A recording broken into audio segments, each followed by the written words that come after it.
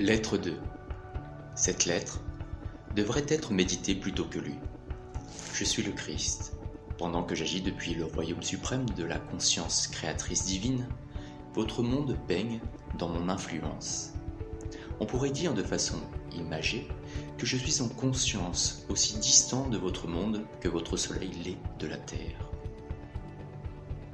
Cependant, lorsque vous m'invoquez sincèrement, je suis là, aussi proche de vous qu'il est nécessaire pour vous aider. Beaucoup de gens seront incapables d'accepter ces lettres. C'est qu'ils ne seront pas encore prêts. Certains tenteront d'étouffer leur existence. L'enseignement qu'elles apportent menaçant leur manière de vivre ou leur religion. Ils s'y évertueront en vain. L'opposition décuplera l'impact des lettres. D'autres accueilleront ces lettres avec joie. En leur âme, ils savent que les religions du monde voilent la vérité, la réalité de l'existence. Ces gens-là prospéreront et sauveront le monde de l'autodestruction. Je poursuis à présent la narration de mon autobiographie entamée dans ma précédente lettre. Je relate quelques anecdotes liées à mes débuts publics d'enseignant et de guérisseur afin de donner plus de vie à mes comportements juvéniles et aux circonstances qui me permirent de spiritualiser ma conscience humaine. Représentez-vous maintenant la Palestine au temps où je vivais sur Terre. Voyez combien les gens, alors endoctrinés par les croyances et les rites traditionnels juifs, purent être la proie de conflits intérieurs en recevant mes enseignements. Ces conflits viennent du fait que les évangélistes se sont montrés incapables de rapporter avec exactitude tout ce que j'ai tenté de leur enseigner. Les évangiles font de fréquentes références aux paraboles que j'ai utilisées pour décrire le royaume, la réalité du royaume des cieux ou royaume de Dieu. Peu importe le nom qu'utilisent les évangélistes, mais personne n'a jamais tenté de saisir le sens profond de ces paroles, de sonder la rhétorique ou de pénétrer la signification spirituelle des expressions royaume de Dieu ou royaume des cieux. Plus j'évoquerai les sermons que j'ai délivrés à la foule, mieux vous comprendrez à la lumière de ce que j'ai vécu dans le désert et de votre connaissance actuelle des faits scientifiques, ce que je tenterai d'enseigner à cette époque. Comme mon succès fut particulièrement restreint, une autre tentative doit impérativement avoir lieu au début de ce nouvel âge, ce nouveau millénaire. C'est en effet sur ma connaissance spirituelle suprême et unique que l'ère nouvelle érigera ses fondations et se développera. Pour le maître que je suis, comme pour d'autres maîtres, suprasensible, mentalement et émotionnellement voué à la recherche de la vérité existentielle. Il fut autrefois essentiel, et cela reste important aujourd'hui, d'inventer des mots en venant sur Terre afin de décrire à ses habitants, prisonniers des mots, ce qui existe dans la dimension créatrice universelle dans un état non matérialisé. Sans de tels maîtres inspirés, les habitants de la Terre resteraient ignorants de tout ce qui se passe et se trouve au-delà de la matière, et qui attend d'être contactés, personnellement vécus, absorbés, pour permettre l'évolution spirituelle future. Sachez encore que si la Bible, comme on le dit, est le livre le plus lu au monde, elle a largement rempli son but dans sa forme présente. Tel qu'il est, le Nouveau Testament ploie sous les mauvaises interprétations et décourage l'évolution spirituelle. Il est temps d'avancer maintenant dans un nouveau royaume de perception mystique et de compréhension. Il ne m'est plus possible de redescendre dans un corps humain, pas pour parler au monde. En outre, mon ministère s'étend à d'autres dimensions. Aussi, ai-je formé une âme réceptive à recevoir et à transcrire. C'est le mieux que je puisse faire pour vous parler personnellement. J'espère que vous pourrez accueillir mon message et accepter que je ne puisse revenir en personne. Toute erreur éventuelle de transcription est effacée, soyez-en rassurés. Si je mentionne quelques incidents et guérisons dans les pages qui suivent, accordez-leur une importance toute relative. Ils sont véridiques, mais je les relate uniquement pour vous aider à comprendre leur réelle signification spirituelle. Tout en lisant, établissez un lien entre les conditions de vie qui régnaient il y a 2000 ans et votre époque actuelle. Considérez, je vous en prie, la personne de Jésus comme un exemple de ce que peut accomplir tout être humain lorsqu'il est finalement prêt à travailler et travaille à faire advenir le royaume des cieux sur terre. Bien que les habitants actuels de la planète soient, pour employer votre vocabulaire, civilisés, imbus de la somme de leurs connaissances et des apprentissages modernes, experts en matière relationnelle, les gens de ce temps-là étaient au fond exactement comme vous. Ils étaient entièrement mus et contrôlés par leur impulsion jumelle d'attirance, rejet, désir, répulsion, tout comme vous. Ils aimaient, haïssaient, critiquaient, condamnaient, calomniaient, médisaient, ambitionnaient d'atteindre le plus haut de l'échelle sociale, méprisaient les ratés, couchaient à droite et à gauche, comme vous dites aujourd'hui, et ridiculisaient ceux qui étaient toutes soit peu différents d'eux. Pour vous aider à comprendre, à bien comprendre et à pénétrer cette époque où je vivais sur Terre, ma conscience est abaissée jusqu'à votre plan d'existence terrestre, pour revivre en la personne de Jésus les émotions et événements qui me touchèrent. Quand je quittais le désert et marchais vers mon village de Nazareth, j'étais encore exalté et la connaissance qui venait de m'être révélée, si glorieusement dans le désert me remplissait d'une joie exubérante. Je me concentrais totalement sur ce que j'avais appris, et si mes pensées s'égaraient vers mes pensées négatives d'autrefois, je me tournais rapidement vers le Père, afin de recevoir l'inspiration et la détermination suffisante pour les surmonter. Ainsi, je retournais constamment vers la lumière de la conscience et de la compréhension. Quelques personnes me regardèrent de travers en voyant ma joie et mon apparence sale et hirsute. Était-ce la boisson qui me rendait si joyeux ? D'autres me regardèrent d'un air dégoûté. Au lieu de réagir, comme autrefois avec colère, je me souvins que j'étais béni d'avoir reçu des visions et une connaissance qu'ils ne pouvaient même pas imaginer. Je les bénis et priai pour que leur vision intérieure s'ouvre comme la mienne, et je continuai en paix mon chemin en direction de Nazareth. Je croisai cependant des villageois qui compatirent au vu de mon état pitoyable et se hâtèrent d'aller me chercher du pain et même du vin pour m'aider à poursuivre ma route. Il y avait toujours quelqu'un qui m'offrait le gîte pour la nuit. La vipère pourvoyait vraiment à tous mes besoins et me fournissait toute la protection voulue. Durant le trajet, je ne dis mot de mes semaines passées dans le désert.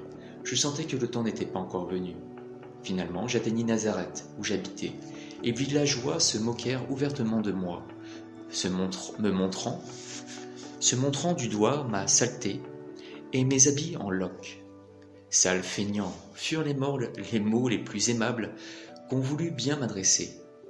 J'arrivai chez ma mère en redoutant de sa part une réaction encore plus vive que celle de ses voisins, lorsqu'elle me verrait si maigre, décharné, les yeux battus, les joues creuses, le visage brûlé par le soleil, les lèvres crevassées, la longue barbe et hirsute. Mes habits. Elle allait être horrifiée en voyant mes habits, déchirés et en lambeaux, dont on ne distinguait même plus la couleur sous la poussière du désert. Je grimpai les escaliers et pris mon courage à deux mains pour affronter la furie de ma mère. Lorsque je frappai à la porte, ma sœur vint ouvrir. Elle me regarda bouche bée, les yeux exorbités, puis me claqua la porte au nez. Je l'entendis courir au fond de la maison en criant « Maman, viens vite, il y a un vieux bonhomme tout sale à la porte. » Je pus entendre ma mère la sermonner à voix basse tout en se hâtant. Elle ouvrit brusquement la porte et le choc la laissa clouée sur place. Je souris, mais elle resta un moment à me détailler de haut en bas, de plus en plus horrifiée à l'idée que cet homme à l'aspect épouvantable était bel et bien son fils Jésus, qui n'en faisait toujours qu'à sa tête. Je tendis la main vers elle en disant « Je sais que je te cause du chagrin, mais pourrais-tu m'aider ?» Immédiatement, son expression changea et m'attirant à l'intérieur, elle referma la porte. « Vite, dit-elle à ma sœur, effrayée, cesse de crier et mets de l'eau à bouillir. Ton frère meurt de faim, peu importe les ennuis qu'il s'est encore attirés, il est de la famille, il faut le soigner. » Délicatement, elle m'aida à ôter mes habits, me fit me pencher au-dessus d'un baquet d'eau pour me laver. Elle me nettoya, me coupa la barbe et les cheveux, et passa avec précaution un baume bienfaisant sur mon corps et mes lèvres. Nous gardâmes le silence l'un et l'autre. Je savourais l'amour dont elle m'entourait et tentais de lui montrer ma gratitude par des manières plus douces et plus tendres. M'ayant aidé à revêtir des habits propres, elle me fit asseoir devant un repas frugal de pain, de miel et de lait. À contre-cœur, elle me servit du vin pour me redonner des forces, mais il était visible qu'elle pensait que c'était le vin qui était la cause de mon état. Puis elle me conduisit vers un lit et me couvrit d'une couverture. Je dormis pendant plusieurs heures et me réveillai frais et dispos pour une matinée ensoleillée qui illuminait la chambre à travers la fenêtre. J'avais maintenant hâte de parler à ma mère, de lui dire que j'étais vraiment un messie, mais pas comme les Juifs l'imaginaient. Je pouvais sauver les gens des conséquences néfastes de leurs péchés.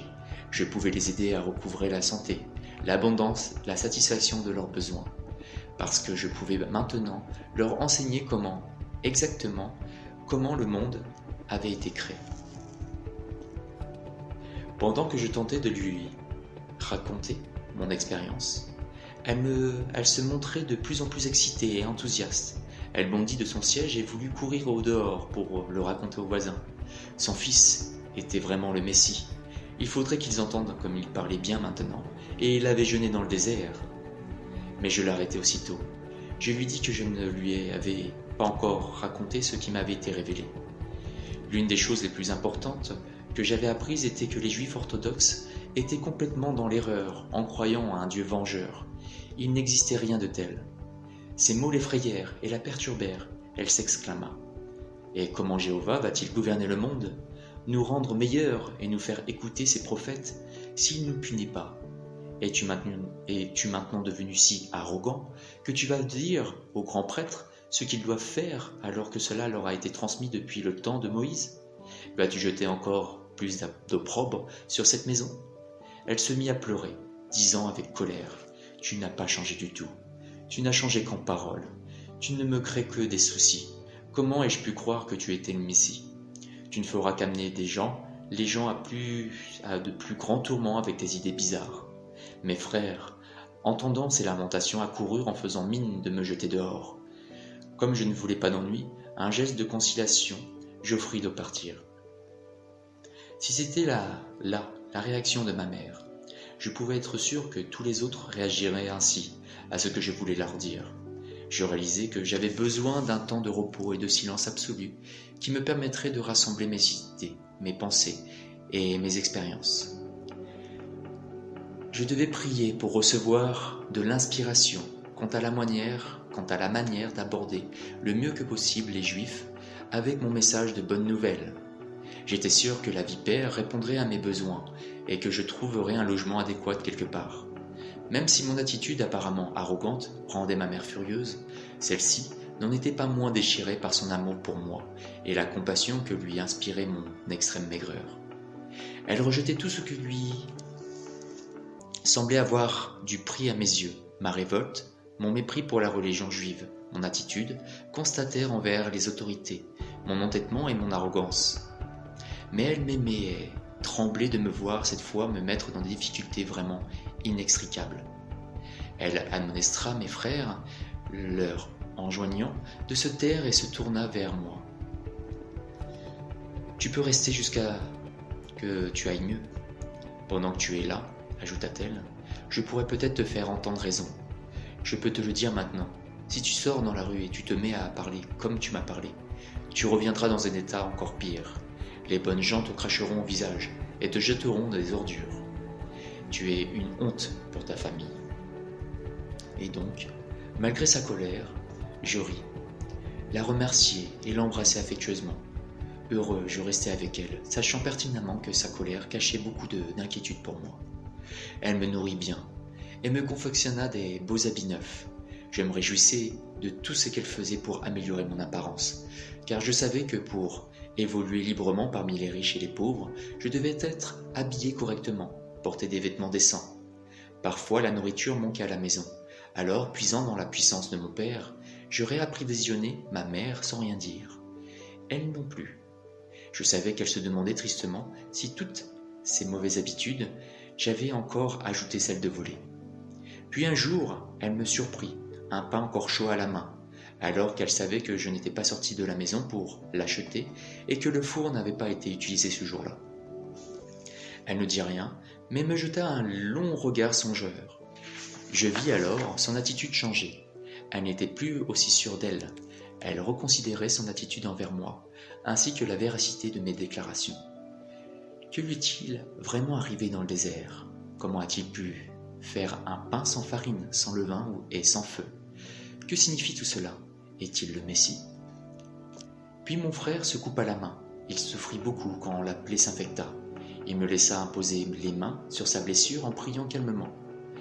Je voyais qu'il se sentait et qu'il sentait la puissance s'écouler dans sa main, parce qu'il me regardait bizarrement. La douleur a disparu, dit-il brièvement. Il s'éloigna d'un air agacé, et je sus qu'il était mécontent que j'aie pu le soulager de sa douleur. Je sentis sa jalousie. Ma sœur se brûla la main, et un autre de mes frères se plaignit de forts maux de tête. Je les guéris tous les deux. Mes frères et sœurs se mirent à plaisanter à propos de mes pouvoirs magiques. Ils me demandaient quel mal je pourrais bien leur faire s'ils me mettaient en colère. La tension monta dans la maison, et j'en fus triste pour ma mère qui tenait tant à la paix du foyer. Mais elle voyait des changements dans mon comportement, et en fut très réconfortée. J'étais plus tranquille, je maîtrisais mes emportements, contenais mon énergie, réprimais mon impatience, ne me disputais plus. J'étais devenu plus attentif. Je la laissais ronchonner comme peuvent le faire les femmes, l'aider dans la maison en réparant les meubles abîmés et aller dans les collines, les fermes éloignées, pour trouver les fruits et légumes dont elle avait besoin. J'en vins à l'aimer tendrement et avec compassion, comme on devrait aimer une mère. Un jour, elle se risqua à me demander « Tu dis toujours que Jéhovah est un mythe ?» Job a dit que si Jéhovah devait retenir son souffle, toute chair s'effondrerait. Voilà le Jéhovah en qui je crois et que j'ai vu. Personne n'a vu Jéhovah, dit-elle fermement. J'ai vu ce qui crée toute chose, répliquai-je tranquillement. Je l'appelle le Père parce que c'est l'amour parfait, un amour plus parfait que l'amour maternel, ajoutai-je en lui souriant. Il œuvre en toutes choses, à travers et pour toute sa création. C'est le Père en moi qui t'a fourni ce dont tu avais besoin dans la maison et qui a guéri mes frères et sœurs si rapidement. Je vis qu'elle commençait à comprendre vaguement ce que je disais. « Qu'en est-il du péché » demanda-t-elle. « Le péché n'existe pas tel que nous le comprenons. Nous naissons pour agir comme nous le faisons. Nous devons trouver le moyen de surmonter nos pensées et sentiments humains, car ils nous séparent de la protection du Père et nous apportent maladie et misère. Lorsque nous aurons appris à surmonter l'ego, nous entrerons dans le royaume des cieux. » Ma mère se détourna sans rien dire, réfléchissant manifestement à ce que je lui disais. Mais elle n'était plus fâchée. Je sus qu'elle pensait à mes déclarations et réalisai qu'elle bouleverserait le monde sécurisant qu'elle connaissait. Sans sa croyance en un Jéhovah menaçant, l'humanité désobéissante du pire châtiment, elle se sentirait perdue et vulnérable. Elle se demandait comment le monde allait tourner s'il dépendait uniquement des hommes de contrôler leurs mauvaises actions et celles d'autrui. Même les rois et les gouverneurs commettaient des méfaits. Sans Jéhovah pour gouverner et punir les pécheurs, comment tout cela finirait-il? Pendant que je reprenais des forces, j'étudiais avec application les Écritures, afin de pouvoir rencontrer les pharisiens et les scribes en toute sérénité. Il fallait aussi absolument que je connaisse ce qui avait été écrit au sujet du Messie, car j'étais convaincu d'être celui dont avaient parlé les prophètes. J'étais capable en effet de sauver les gens de la misère, la maladie, l'indigence et même de leur rendre la santé et la prospérité en leur révélant la vérité concernant le royaume des cieux et la réalité du Père. Lorsque je sentis que j'étais suffisamment préparé pour sortir enseigner et guérir, afin de plaire à ma mère, j'acceptai d'aller un jour de sabbat à la synagogue de Nazareth pour parler à l'assemblée des fidèles. Selon la tradition, je me levai et l'on me tendit l'essai à lire.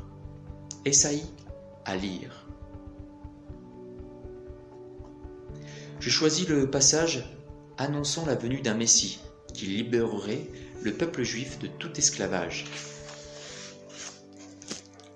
L'Esprit du Seigneur est sur moi, car il m'a oint pour apporter la bonne nouvelle aux humbles. Il m'a envoyé pour annoncer aux captifs la liberté et redonner la vue aux aveugles, pour libérer les opprimés et proclamer l'année de grâce du Seigneur. Puis je me rassis en disant, « Aujourd'hui, vous voyez cette prophétie se réaliser en moi. » On vit le choc et la stupéfaction se peindre sur les visages des hommes, mais je continuai à parler, sachant que le Père m'inspirait. Les mots me vinrent sans hésitation. Je parlais de mon expérience dans le désert et racontais ma vision du bébé qui, tout en grandissant, s'entourait sans s'en rendre compte de cordes et de chaînes mentales, et ainsi aveugle, s'enfermait dans une prison intérieure sans lumière séparée de Dieu. J'expliquais qu'en agissant ainsi, les hommes s'exposaient à l'oppression des conquérants, à l'esclavage et l'indigence et à la maladie. Car Dieu est lumière, disais-je, et la lumière est la substance de toute chose visible. La lumière est amour, qui permet à l'homme de jouir de toutes choses. Toutes les bénédictions d'abondance et de santé étaient à la libre disposition de celui qui aimait Dieu de tout son esprit, son cœur, son âme, et vivait dans la stricte observance des lois de Dieu. Lorsque j'eus fini, le silence le plus complet régnait dans la synagogue. Je sentis que la congrégation avait vécu quelque chose d'étrange et de puissant, qu'elle avait été soulevée sur un plan supérieur de pensée et désirait que rien ne puisse déranger la tranquillité transcendante de ce moment. Puis les fidèles se mirent à murmurer entre eux. Ils se demandaient qui j'étais. Quelques-uns étaient convaincus que j'étais le Jésus dont la famille était bien connue dans le village, mais d'autres ne pouvaient l'accepter puisque je parlais avec une telle autorité. Malheureusement, je sentis ressurgir les anciennes réactions qui suscitaient en moi ces hommes religieux. Je savais qu'ils m'avaient méprisé dans le passé et je m'attendais à être jeté. Comme autrefois, je les défiais et les plongeais dans une profonde colère. Par mes réactions humaines, j'attirais le désastre et, désastre, il faillit y avoir. Les hommes les plus jeunes, poussés à leur aîné, se jetèrent sur moi et me hissèrent au sommet du plus haut rocher pour me précipiter vers ma mort. Mais je priais mon Père pour qu'il me délivre. Soudain, il me sembla qu'ils étaient si excités qu'ils ne savaient plus ce qu'ils faisaient. Dans la mêlée, je réussis à me faufiler hors du groupe et à m'enfuir. C'était étrange. Ils me semblèrent pas remarquer que je n'étais plus là. Vilainement secoué par mon expérience, je réussis à faire parvenir un message à ma mère disant que je quittais Nazareth immédiatement et descendais à Capharnaüm, une charmante ville au bord de la mer de Galilée. Je pensais d'abord rejoindre de vieilles connaissances, mais je sentis intuitivement que ce n'était pas la chose à faire. Ainsi, tout en cheminant et jusqu'à mon entrée dans la ville, je priai le Père de me diriger et de m'aider à trouver un logis. Je n'avais pas d'argent et je ne voulais pas mendier. En marchant dans la rue, je vis venir à moi une femme d'âge moyen, les bras lourdement chargés de paniers. Elle semblait être très affligée et paraissait avoir pleuré. Sur une impulsion, je l'arrêtai et lui demandai où je pourrais trouver à me loger. Elle me répondit brièvement qu'elle m'aurait bien offert un lit, mais qu'elle avait un fils très malade à la maison. Elle ajouta qu'elle était allée acheter de quoi le nourrir et nourrir les consolatrices, déjà réunies pour se lamenter dès que son fils serait mort. Mon cœur s'affligea pour elle, mais se réjouit également. J'étais, à l'instant même, conduit vers quelqu'un que je pouvais aider. Je lui exprimai ma sympathie et offris de porter ses paniers à la maison. Elle me regarda un instant, se demandant qui ce pouvait bien être, mais fut apparemment satisfaite de mon apparence et de ma tenue. En chemin, je lui dis que je pourrais probablement aider son fils. « Es-tu médecin » demanda-t-elle. Je répondis que je n'avais pas étudié la médecine, mais que je pourrais tout de même l'aider. Dès que nous arrivâmes chez elle, une grande et belle maison construite en pierre, manifestant extérieurement un certain statut social et une belle prospérité. Elle me conduisit à son mari, lui disant « Cet homme dit pouvoir aider notre fils. » Il inclina la tête d'un air sombre, sans rien dire. La femme, qui s'appelait Myriam, m'éloigna en disant qu'il était désespéré et très en colère. C'est notre fils unique parmi beaucoup de filles, et il accuse Dieu d'avoir rendu l'enfant malade. Myriam se mit à pleurer. S'il parle ainsi contre Dieu, quel mot vent encore nous tomber sur la tête? Console-toi, dis-je, ton fils sera bientôt guéri. Elle n'avait pas l'air convaincue, mais me conduisit à la chambre dans laquelle gisait le garçon. Il y régnait une chaleur suffocante, et elle était pleine de gens bien intentionnés, tristes et bavards. Je demandai à la mère de faire sortir les visiteurs, mais ils s'y refusèrent. Ils voulaient voir ce qui allait se passer, et ne partirent qu'à contre-cœur. Encore fallut-il que Myriam appelle son mari et que ce dernier leur parle.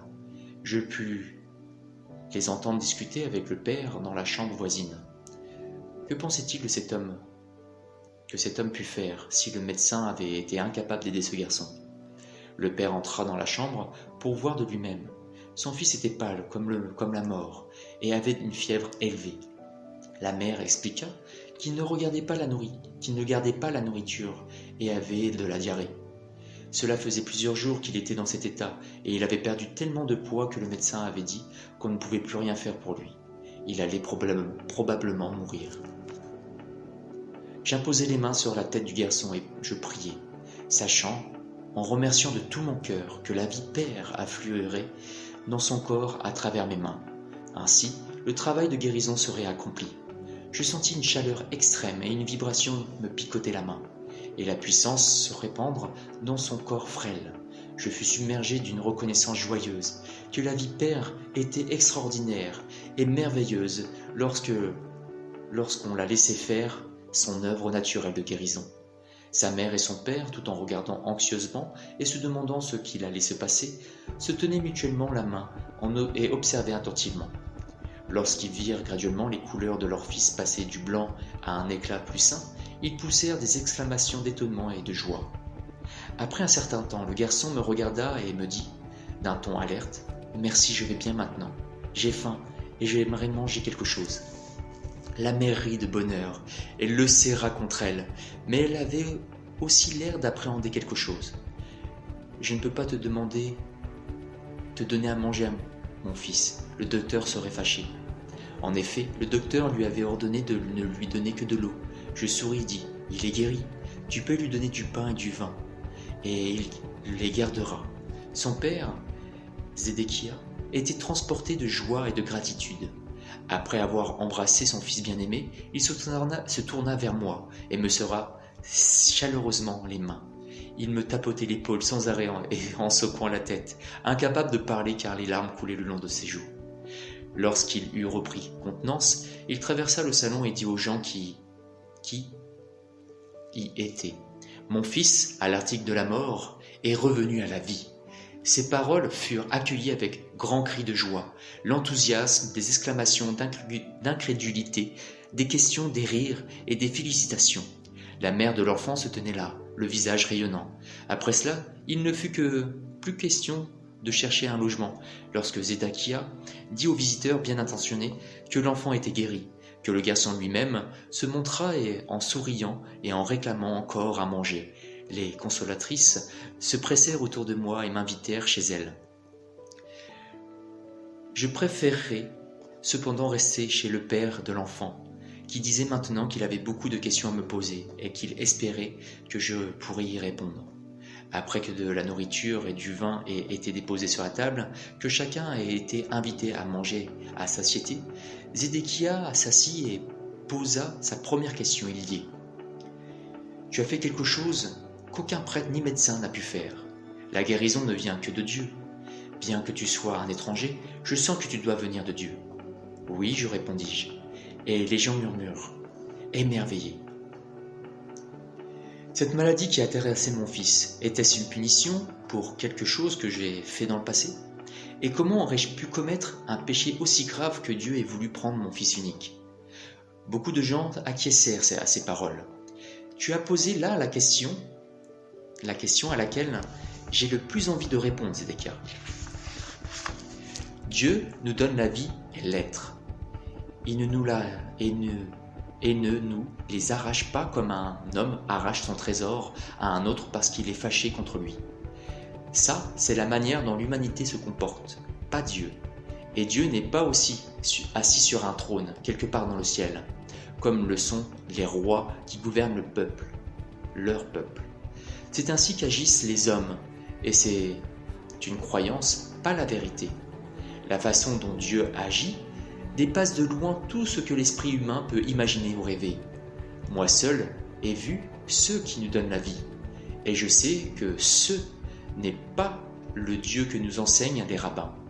J'ai vu que cela était l'amour parfait, et c'est la raison pour laquelle je préfère parler du Père, car j'ai vu que cela œuvre en chacune des créatures, là maintenant, en bonne santé, tout comme un père humain travaille pour donner à ses enfants nourriture, vêtements et protection dans la sécurité d'un foyer. Je l'ai vu en tout ce qui existe dans le monde. Comment cela se peut-il demanda un homme d'un air sceptique. Il n'est pas possible à un individu, de quelque façon, qu'il s'y prenne d'être partout à la fois. Mais l'air est partout, bien que nous ne le voyions pas. Nous ne savons pas moins et nous ne doutons pas qu'il est tout à fait réel et essentiel à notre existence. S'il n'y avait pas d'air, si nous ne pouvions pas respirer, nous mourrions. Le mouvement de l'air, que nous appelons le vent, nous ne pouvons pas le voir, mais nous le voyons agiter les feuilles et pousser les nuages dans le ciel. C'est ainsi que nous savons que l'air nous entoure et qu'il est actif. Et maintenant, je vous demande, qui est ce qui est le plus important dans l'homme, son corps ou son esprit? Quelques-uns répondirent que c'était le corps, car autrement, il n'aurait pas sa place sur terre, ne pourrait travailler, être vu, et ne serait pas connu. D'autres dirent qu'ils pensaient que l'esprit était plus important que le corps, et je répondis, son esprit est la partie la plus importante, puisque, sans son esprit, il ne pourrait diriger son corps. Il ne pourrait manger, boire, dormir, bouger, penser ni vivre. Et pourtant, on ne voit pas l'esprit. C'est seulement grâce à nos pensées que nous savons que nous avons un esprit, et parce que les pensées façonnent telle ou telle action dans notre vie. Nous croyons que l'esprit s'exprime grâce au cerveau. Oui, c'est vrai. Car comment le cerveau, né de la chair, pourrait-il produire des pensées, des sentiments, des idées, des projets? Et maintenant, il devrait être clair que c'est ainsi que le Père est présent en toutes choses. C'est l'esprit derrière l'esprit humain qui a accompli son œuvre en chaque être vivant. Nous savons qu'il en est ainsi car nous voyons les merveilles que cela crée. Nous voyons la croissance des enfants, nous voyons la nourriture qu'ils mangent se transformer miraculeusement en une autre substance qui les nourrit et les fait croître. Comment cela se produit? Nous n'avons pas la moindre idée. Nous ne pouvons même pas l'imaginer. Et même si nous le savions, nous ne saurions toujours pas ce qui a mis en place un processus de vie si important dans le corps vivant de chaque espèce. Voyez la merveille que sont les corps de chaque espèce, façonnés et créés intentionnellement pour transformer expressément la nourriture qu'ils auraient adaptée et qu'ils reçoivent, en nourriture faisant croître leur os, leur sang et leur chair. Maintenant que tu nous montres ces choses, nous pouvons voir qu'elles sont en effet merveilleuses. Un jeune homme s'exclama « Oui, c'est vrai, c'est extraordinaire. On voit les jeunes corps passer par leurs divers stades de développement et leur esprit suivent le rythme du développement physique jusqu'à ce que les adolescents se mettent en quête d'un époux et deviennent parents à leur tour. Puis le grand œuvre de la conception s'accomplit et la semence continue à croître dans le ventre de la mère jusqu'à naître au terme de la gestation sous la forme d'un enfant. Pensez-y, qui détermine cette croissance ordonnée et constante au sein de la femme? D'où proviennent les plans qui dirigent le bon développement de la tête, du corps, des membres, sans varier d'une femme à l'autre et d'une espèce à l'autre? Qui décide du moment exact où commence l'accouchement, des moments physiques par lesquels le bébé sort du ventre de sa mère, de la provision du lait et qui lui est destiné? Pensez-y, est-ce la mère? Non, ce n'est pas la mère. Elle n'est que le témoin de tout ce qu'il se passe en elle depuis le moment où elle a connu son mari et où il a planté sa semence pour qu'elle puisse pour qu'elle s'unisse à la sienne. Dieu fait-il toutes ces choses de loin? Ses pensées s'étendent-elles à chaque femme, homme, et ces dernières décident-elles quand ces choses doivent avoir lieu? Non, tout ce travail est accompli par la puissance créatrice de l'esprit, la vie intelligemment aimante en toute créature vivante. Nous voyons l'amour des parents pour leurs petits, fussent-ils des oiseaux, des animaux ou des hommes. D'où vient cet amour? Il émane de la puissance créatrice de l'esprit, de l'amour parfait. Le Père en nous. C'est parce que le Père accomplit le travail dans les plantes, les arbres, les oiseaux, les animaux et l'homme, lui-même que nous sommes ici, aujourd'hui, vivants, respirant, mangeant, dormant, procréant, vieillissant, puis mourant, pour nous rendre dans un endroit plus heureux. Tout ceci est l'œuvre du Père active en nous. Comment pouvez-vous nier la vérité de tout ce que j'ai pu dire ce soir? Aujourd'hui, vous avez vu un jeune garçon à l'agonie revenir à la plénitude de la vie en un temps très court. Est-ce moi qui l'ai guéri? Pas du tout. De moi-même, je ne peux rien. C'est la vie qui est le Père actif en toutes choses, qui est venu en pleine force pour réparer un corps souffrant et lui restituer sa pleine santé parce que j'ai cru en elle. Et j'ai cru qu'elle le ferait et que je n'ai pas douté. Il y a eu des soupirs de satisfaction dans la pièce. Une nouvelle lumière, un nouvel intérêt et même une nouvelle douceur apparurent sur les visages. Pourquoi donc l'homme souffre-t-il si cruellement? Demanda Myriam. Parce que l'homme est engendré quand la vie prend forme dans la semence. Elle revêt la condition humaine qui la sépare de tout autre individu dans le monde, afin de la rendre unique, de l'isoler, séparée de tout autre, solitaire, personnelle, sa propre personne. Elle devient sujette elle est contrôlée par deux impulsions extrêmement fortes dans sa nature terrestre qui attachent l'homme à toutes les choses qu'il désire et l'incitent à rejeter et repousser tout ce dont il ne veut pas. Ces deux impulsions fondamentales de l'homme sont sous-jacentes à tout ce qu'il fait au cours de sa vie et sont entièrement responsables des maux qu'il se crée lui-même. Bien que le Père soit actif en l'homme, il n'a rien de cette condition humaine. Par conséquent, le Père ne retient rien, ne rejette rien, ne condamne rien, ne voit même pas les fautes. Tout ce que fait l'homme, que l'homme appelle des péchés, n'est que de ce monde et n'est puni qu'à l'intérieur de ce monde. Car c'est une loi de l'existence terrestre, comme vous le savez, que ce que vous semez, vous le récoltez. Parce qu'il puise la vie et l'esprit dans le Père, l'homme est lui-même une créature, un créateur, en pensée, en parole et en acte. Tout ce qu'il pense, dit, fait et croit lui revient sous forme semblable un peu plus tard. Il n'y a pas de punition du Père, quels que soient les maux de l'humanité. Elle se les crée elle-même, entièrement. Les gens se dirent, tout bas, que c'était là un tout nouvel enseignement, qui pourtant avait plus de sens que tout ce qu'on leur avait dit jusque-là. Quelques voix me pressèrent d'en dire davantage. Je vous le dis en moi. Vous voyez la vie active sous sa forme de guérison. Suivez-moi et vous entendrez ce que je dis du sentier qu'il faut emprunter pour trouver le bonheur. C'est dans mes paroles que vous trouverez la vérité de l'existence qui ne vous a jamais été révélée par aucun autre homme. Il a été dit du Messie qu'il révélerait des secrets cachés depuis le début de la création. Je vous le dis en vérité, ces secrets, vous les entendrez de ma bouche. Si vous écoutez attentivement, en saisissez le sens, en pratiquez la vérité, et vous en tenez strictement à leurs lois, vous vivrez une véritable renaissance et entrerez dans le royaume des cieux. Après que j'en eus parlé, les gens restèrent silencieux pendant un moment. Puis, il s'éleva un bruit de conversation excitée. Mais Zédakia se leva et dit qu'il était temps pour la maisonnée d'aller se reposer. Son fils avait besoin de sommeil, ainsi que sa femme et ses filles, fatiguées d'avoir tant pleuré. Il fut convenu que le lendemain matin, je redescendrais vers le port et que l'on m'amènerait les malades. C'est ainsi que j'ai pu lancer ma mission et que tout se mit rapidement en place dans la meilleure façon possible, et il semblait que si je ne les guérissis pas, les gens ne s'intéresseraient pas à tout ce que j'avais à leur dire, et l'accepteraient encore moins. La guérison démontrait la vérité de ce que je voulais enseigner, et mes enseignements expliqueraient pourquoi je pouvais leur apporter la guérison du Père. Lorsque je m'éveillai le matin suivant, je me sentis plein de vie et tout joyeux à la perspective de choses merveilleuses à venir.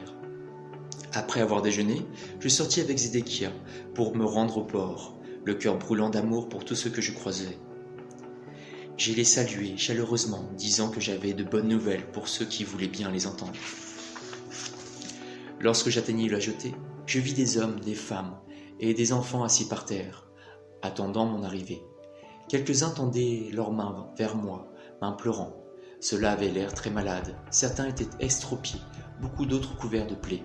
Mon cœur souffrait toujours de leur état pitoyable, mais maintenant je me réjouissais parce que je savais que leur triste état n'était pas de la volonté du Père, et au contraire, le Père était lui-même guérison, santé, bien-être. Je l'avais prouvé la nuit précédente, ainsi que chez moi. J'exultais à l'idée que je pourrais démontrer cette merveilleuse vérité à la foule qui se rassemblait maintenant autour de moi. Un visage vieux et triste attira mon attention. Il s'agissait d'une femme toute ridée, mince et voûtée. Je m'approchai, m'agenouillai près d'elle et imposai les mains sur sa tête. Je sentis immédiatement le flux de la puissance Père passer par mes mains, vibrer à travers sa tête, jusqu'à ce que son corps tout entier soit secoué par la force de vie qui remplissait ses membres d'énergie. Les gens qui observaient la scène s'étonnèrent, se demandant ce que je pouvais bien lui faire, mais d'autres calmèrent les craintes, leurs craintes. Petit à petit, les membres de la vieille femme s'étirèrent, s'allongèrent, se redressèrent. Son visage retrouva la vie et exprima la joie et la force retrouvées. Je l'aidai à se relever.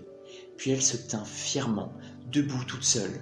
Elle était tellement submergée par le bonheur qu'elle se mit à pleurer, à rire et à danser, s'adressant aux gens en criant « Dieu soit loué, Dieu soit loué ». Tous ceux qui assistaient à la scène reprirent le refrain. Ils étaient profondément émus par ce qu'ils venaient de voir. La cohue de gens qui se pressaient contre ma personne était si grande que Zédéchia m'offrit de contenir la foule. De façon ordonnée, assisté d'autres spectateurs empressés, il dirigea les malades vers moi, afin que je réponde à leurs besoins les plus urgents. Enfin, se sentant fatigué, mon hôte m'invita à retourner chez lui pour dîner. Il renvoya ceux que je n'avais pas pu guérir, par manque de temps, et il leur assura que je reviendrais le jour suivant. Ce fut une soirée de fête, tant de choses à raconter, à célébrer, tant à enseigner, à apprendre. Tout le monde assurément s'accorder pour dire qu'il n'y avait que de bonnes nouvelles. Je savais que beaucoup de gens croyaient que ce que je disais vrai au sujet de ce que j'avais vu dans le désert. Et cela continua ainsi de nombreux jours encore. Les gens venaient me voir de loin. Zédéchia et d'autres amis à lui m'aidèrent à ordonner les foules, afin que je puisse guérir et enseigner. Les gens écoutaient avec joie. Ils parlaient entre eux du Père et désiraient en apprendre davantage au sujet des chaînes et des cordes liant les gens dans la misère. La cohue devint si intense que je compris rapidement qu'il fallait que je retrouve mes propres aides, sur qui je pourrais compter pour m'assister. Il était temps que Zédéchia retourne diriger son entreprise de cuir qu'il avait négligée. Je partis dans les collines pour prier au sujet du choix de disciples. Lorsque j'eus acquis la conviction que je serais guidé quant à ce choix, je revins à Capharnaüm et je me sentis fortement poussé à descendre sur le quai, parler à quelques hommes que j'avais vus écouter attentivement mes enseignements. La question était de savoir s'ils allaient abandonner leur filet de pêche pour me rejoindre. Mais lorsque je les appelai, Simon, André, Jacques et Jean vinrent immédiatement, heureux de m'aider dans mon œuvre de guérison et d'enseignement. D'autres nous rejoignirent aussi, et c'est ainsi que je commençai mon travail parmi les foules. Je quittai la maison de mon hôte, Zédéchia, avec la chaleureuse assurance que je pourrais y retourner quand je le voudrais. Ainsi j'initiai ma mission d'enseignant et de guérisseur, traversant villes et villages, pour me rendre partout où ma présence était nécessaire. Avant de commencer ce périple toutefois, je rassemblai les jeunes gens qui avaient accepté avec joie de m'aider. En m'écoutant mes enseignements, je savais qu'ils s'émerveillaient des révélation que je leur ferais. Il était capital que je leur explique d'abord les circonstances dans lesquelles j'avais vécu, tout ce qui m'avait été révélé dans le désert. Je leur racontais qu'en dépit de la vie oisive que je menais jadis, j'avais toujours éprouvé une profonde compassion pour les gens. C'était elle qui m'avait poussé à me détourner du Dieu des rabbins. Lorsque j'exprimais mon rejet total d'un Jéhovah vengeur, je vis le choc, puis le doute apparaître sur leur visage. Je leur expliquai longuement que j'avais demandé comment il était possible de parler d'un Dieu bon, alors que des enfants innocents enduraient tant de souffrances. Pendant que je parlais, leur visage se détendait progressivement. Je parlais de mes doutes passés et de ma colère jusqu'à ce que je puisse voir leur expression se changer en acceptation, puis manifester l'accord total. Je vis que je les avais renvoyés aux doutes et questions qui les habitaient déjà, mais qu'ils n'avaient auparavant jamais eu le courage de traduire en paroles. Pendant que nous parlions ensemble, je sentis leur soulagement de ne plus être seul dans leur révolte secrète vis-à-vis des enseignements rabbins. Je leur dis qu'il était venu un moment où j'avais réalisé encore plus clairement que je gâchais ma vie. Je voulais changer et me sentais impérieusement poussé à me rendre auprès de Jean-Baptiste pour commencer, pour ainsi dire, une nouvelle vie. Je décrivis ce que j'avais vécu au moment du baptême, puis pendant les 6 semaines passées dans le désert. J'expliquai que ma conscience était purifiée progressivement de toutes mes anciennes pensées, croyances, comportements, de mon arrogance et ma rébellion pendant que je vivais les profondes révélations et visions me montrant la réalité que j'appelais maintenant le Père. J'expliquai la nature du Père et précisai que cette nature divine constituait également la volonté divine. Je leur dis que l'homme, suite à ses erreurs de pensée et de comportement, s'était lui-même fermé au Père en lui, que l'homme seul, d'abord par le repentir, puis par une purification mentale, émotionnelle, trouverait son chemin de retour vers une communication totale avec le Père. Lorsque tout cela s'accomplirait, toute la nature du Père se libérerait dans l'esprit et le cœur, le corps, l'âme et la vie de la personne, dans son environnement et ses expériences. Alors cette personne entrerait dans le royaume des cieux, gouverné par le Père, et le royaume des cieux s'installerait dans la conscience de la personne qui aurait ainsi atteint le but de son existence. Tandis que je parlais à mes disciples, je vis leur réaction se refléter sur leur visage. Tout doute avait disparu, et ils affichaient maintenant une lumière naissante de compréhension et de joie. Ces jeunes gens devinrent des croyants enthousiastes et ils s'exclamèrent « C'est vraiment une bonne nouvelle !» Cependant, après leur première acceptation de tout ce que j'avais dit, il arriva parfois qu'ils se demandent si tout ce que je disais pouvait être vrai. Je les comprenais. Pour être prêts à se débarrasser de l'image de Jéhovah si profondément ancrée dans leur esprit, il fallait une bonne dose de courage. Il y eut des moments où ils tinrent des conciliabules, se demandant qui était cet homme qui revendiquait de telles merveilles. S'il se joignait à moi et qu'il advienne que je sois réellement un messager de Satan, que se passerait-il alors ? Je serais sévèrement puni par Jéhovah. Ils avaient beaucoup à perdre, leur réputation de jeunes gens sobres et travailleurs, leur statut social de commerçants et d'artisans, leurs revenus et il leur faudrait affronter le plus gros des obstacles, la colère et le rejet probable de leur famille. Et que recevraient-ils en retour ? Je leur dis que je ne pouvais leur promettre aucune récompense terrestre s'ils m'aidaient à répandre l'évangile de la bonne nouvelle. Je ne doutais absolument pas que partout où nous irions, nous recevrions le gîte et le couvert et serions bien accueillis. Je ne pouvais que leur promettre la vérité. Le Père connaissait leurs besoins et y répondrait et les garderait en bonne santé. Je pouvais aussi leur promettre qu'en se tournant vers le Père et en lui faisant confiance en toutes choses et en toutes circonstances, ils seraient heureux comme ils ne l'avaient jamais été. Ils expérimenteraient eux-mêmes le royaume des cieux, s'ils rejetaient les exigences de leur ego et se mettaient au service d'autrui. Ils seraient témoins des guérisons, celles-ci fortifieraient leur foi et les aideraient à braver toutes les difficultés de l'aventure. Et c'est ainsi que nous commençâmes notre mission de répandre la bonne nouvelle de l'évangile du royaume. J'envoyais mes jeunes disciples me devancer dans les villes, où nous devions nous rendre. En arrivant, ils disaient aux gens de se rassembler pour entendre la bonne nouvelle du royaume des cieux. Les gens, étonnés, voulaient en apprendre davantage. Mais les disciples les pressaient d'aller chercher leurs amis et voisins. On leur dirait de quoi il s'agissait lorsque Jésus arriverait, et il y aurait des guérisons de leurs malades. Tout excités, beaucoup couraient aider à répandre la bonne nouvelle, et rapidement les gens se rassemblaient en une foule immense. Moi qui m'étais révolté avec tant de force et d'ardeur contre les homélies religieuses, moralisatrices menaçant les pécheurs de pénitence, de châtiment, de damnation, je marchais maintenant joyeusement à la rencontre des foules. J'avais ma bonne nouvelle à leur transmettre pour illuminer leur journée, et la guérison des maladies et afflictions pour réjouir leur vie.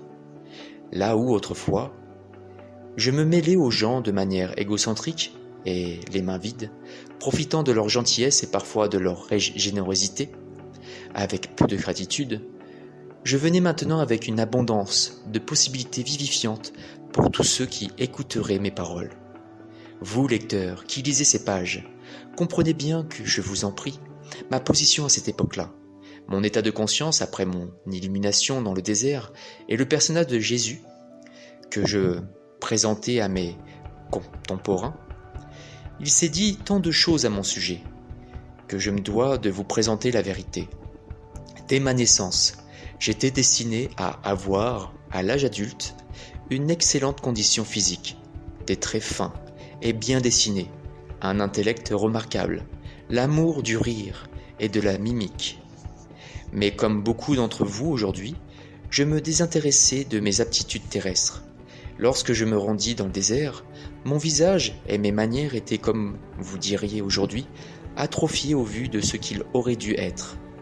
Pendant que je m'examinais moi-même et me rebellais contre ce que j'étais devenu, mon intellect souffrait lui aussi d'avoir été aussi mal exploité.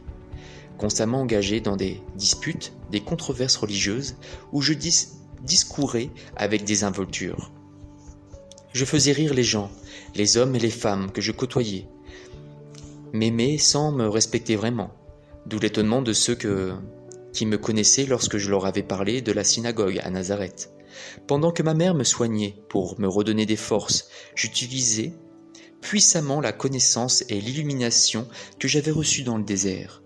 Cela revigora l'homme que j'étais destiné à être. Lorsque je commençais ma mission, j'étais parfaitement conscient d'être le seul à posséder la connaissance suprême des secrets de la création et de l'existence elle-même. Par conséquent, je pouvais dire en toute certitude, personne d'autre que moi n'a vu le Père. Je savais que tout ce que les hommes croyaient de tout leur cœur était faux, irréel. Je savais que j'avais été spécialement modelé et conçu par le Père pour cette mission.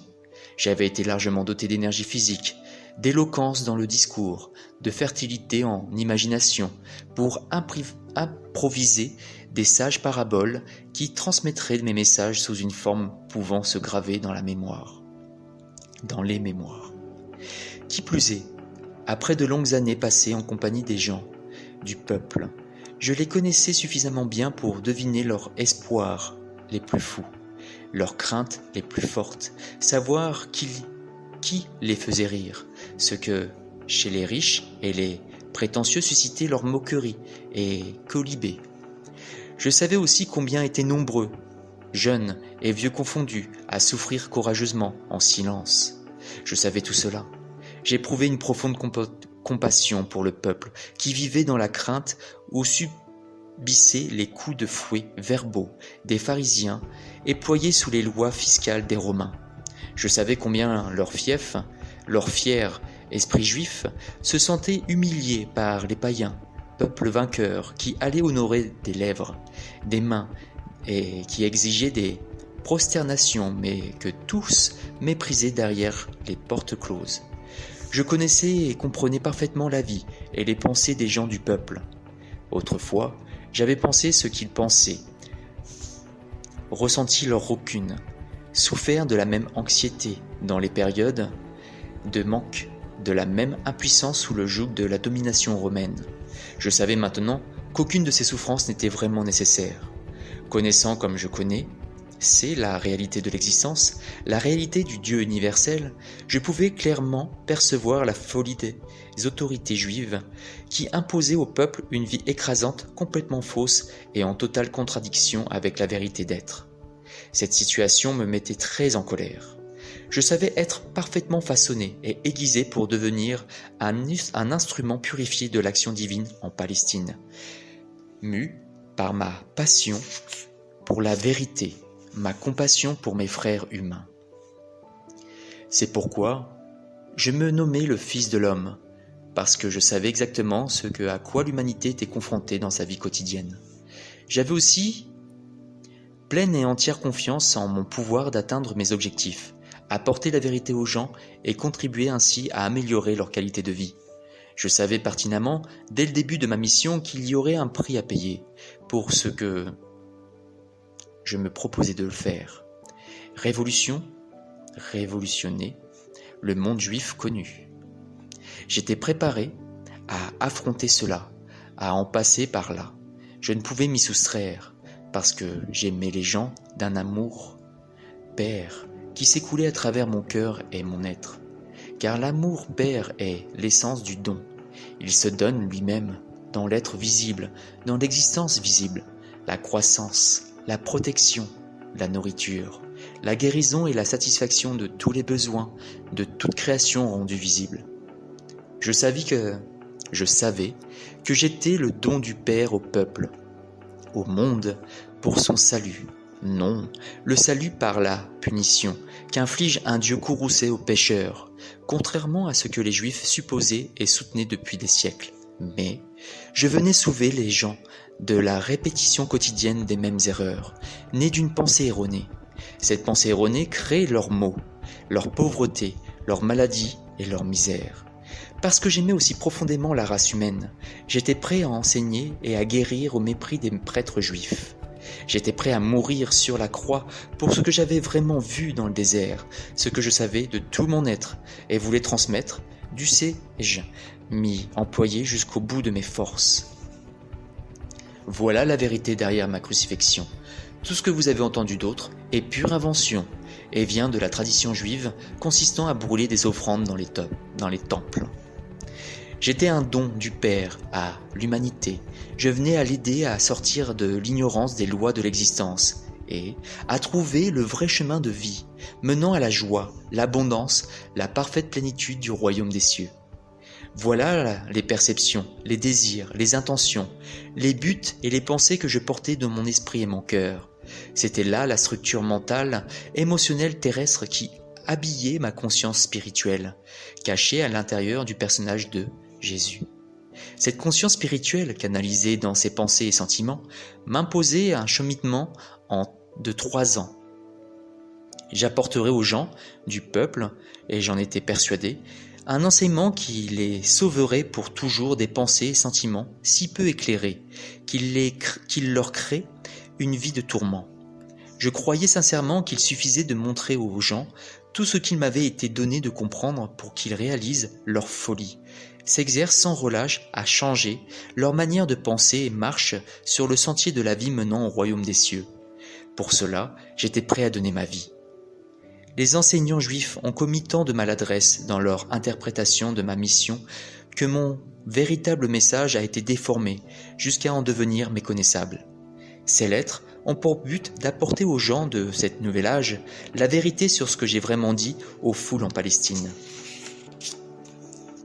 Aussi, permettez-moi de répandre mon récit en m'attardant sur la narration d'une journée particulièrement fructueuse pour les gens qui m'écoutaient et qui frappa durablement les esprits de mes disciples. Ce fut pour moi aussi un jour particulièrement significatif. Je m'éloignai un certain temps de la foule pour aller dans les collines, prier, méditer et recharger mes batteries spirituelles en établissant un lien profond, fort et plus puissant avec le Père en moi. Ce lien s'obscurcissait si rapidement dans ma conscience quand je m'occupais de la foule que j'étais épuisé. En arrivant dans la grotte où j'avais coutume de me retirer quand j'étais dans cette région, j'ai pris la paillasse cachée sous un rocher et me couchai pour dormir. Mais au lieu de m'endormir, je ressentis l'influx immédiat de la vie divine, le Père. Ma fatigue disparut, tandis que mon organisme se rechargeait de la puissance qui est la source créatrice de tout être.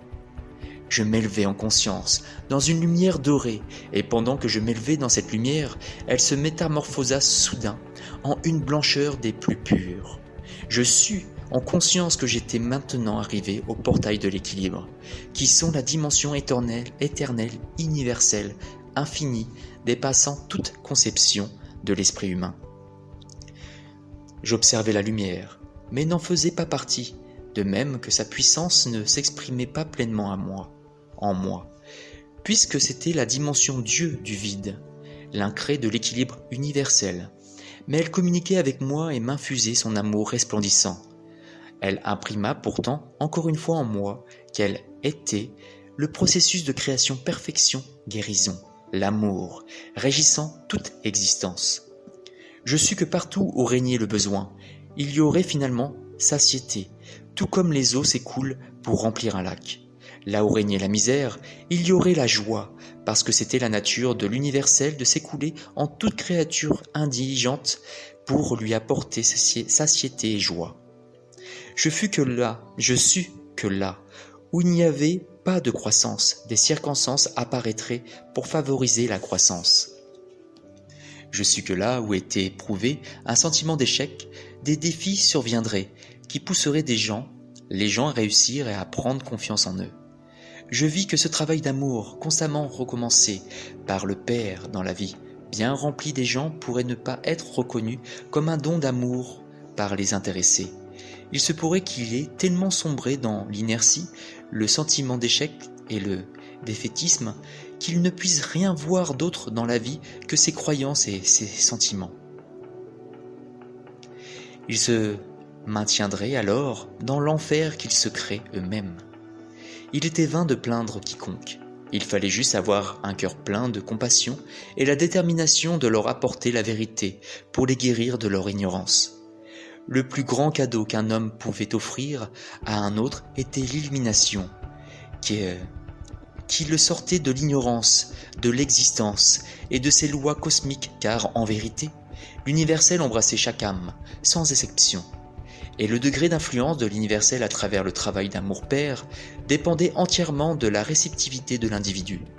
Je réalisais que les gens avaient un besoin urgent d'entendre précisément ce qui venait de m'être dit. Ils avaient besoin de voir et de réaliser pleinement l'intention, le but et le potentiel de l'amour, qui était la substance même de leur être. À cause de leur incrédulité, ils rejeteraient peut-être le travail d'amour-père, qu'ils verraient comme toujours plus de défis douloureux. Et en conséquence, ils s'immobiliseraient à jamais dans leur échec. Je vis alors encore plus clairement que j'avais été envoyé pour éveiller les gens à toutes les possibilités de développement personnel, de prospérité, de réalisation de joie et de bonheur. Mais il leur appartiendrait de se réveiller et de profiter de ce qui leur aurait été offert. Je me souviens que cet état d'élévation dura toute la nuit et que le matin suivant je me levai en me sentant plus vivant que jamais. Mon message avait été clarifié. J'avais vu encore plus clairement la réalité du Père, et j'ai su qu'en allant ce jour-là à la rencontre des foules, je leur transmettrais la puissance et la vie de ce qui m'avait été montré. Après avoir quitté la grotte, tandis que je redescendais, j'atteignis un grand rocher surplombant un profond précipice. Je m'y assis et vis tout en bas la ville que nous devions visiter ce jour-là. Je sentis ce processus de perfectionnement, cette impulsion de complétude, le Père, me traverser et ne désirait plus qu'une chose, le transmettre à d'autres, avant que les tracas de la vie quotidienne ne l'étouffent, qu'il perde de sa puissance et de sa force impérieuse à l'intérieur de ma conscience humaine. Mes disciples me rejoignirent peu de temps après. En entrant dans la ville, ils parlèrent aux gens et dirigèrent les foules qui se rassemblaient vers un terrain en pente, derrière les habitations. Debout, sur un grand rocher, au milieu d'eux, je me mis à parler. Je sentis que tout à la fois, passion, joie, aspiration, désir ardent et conviction imprégnaient naturellement les paroles que j'adressais à la foule. Vous êtes cruellement éprouvés et vous êtes las. Vos charges s'accumulent avec l'âge. Vous avez souvent le ventre vide, Vos habits s'usent jusqu'à la corde. Les gens vous énervent. Vos coutumes et votre abattement vous semblent sans fin. Mais ce n'est pas la vérité de l'existence. Votre vie devrait être très différente. Si seulement vous pouviez voir au-delà de vos sentiments. Si seulement vous pouviez élever votre esprit pour vous relier au Père en vous. Vous seriez capable de voir et de savoir ce que devrait être votre existence. Vous réaliserez que vous avez été créé pour vivre dans l'abondance, la protection, la santé, le bonheur. Mais comme quotidiennement vous craignez le bien et le mal, comme vous êtes persuadé d'en subir les effets, plus que vous ne croyez que le Père est vie et amour en abondance en vous, vous accordant tout ce dont vous avez besoin pour votre santé et votre bien-être, ce sont les expériences du bien et du mal que vous craignez le plus, que vous attirez et subissez dans votre vie et vos corps. Vos croyances en le bien et le mal obscurcissent, recouvrent tout ce que le Père vous réserve si seulement vous voulez bien croire en l'amour du Père. Vous jugez votre présent et attendez de vos lendemains ce que vous avez expérimenté dans le passé. C'est pourquoi vos tourments passés se perpétuent dans le futur. Vous êtes esclave de vos souvenirs, de la croyance enracinée que les événements du passé doivent inlassablement se répéter. Vous tourmentez et vous blessez. Ce ne sont pas vos corps qui ont besoin d'être guéris, ni vos vies qu'il faut tenter d'améliorer. Ce sont vos croyances qu'il faut soigner. Je vous ai dit qu'il n'y a rien de solide sous le soleil. Si vous pouviez purifier vos croyances, les aligner sur la véritable intention du Père à votre égard, les fausses croyances gouvernant votre corps et votre vie se dissiperaient comme brouillard au soleil. Votre vie même retournerait immédiatement à l'intention divine sous-jacente à toute création. Vous découvririez que, pour chaque difficulté, pour toute carence, il existe toujours un remède. Votre panier se remplirait toujours par satisfaire tous vos besoins. Quand vous croyez,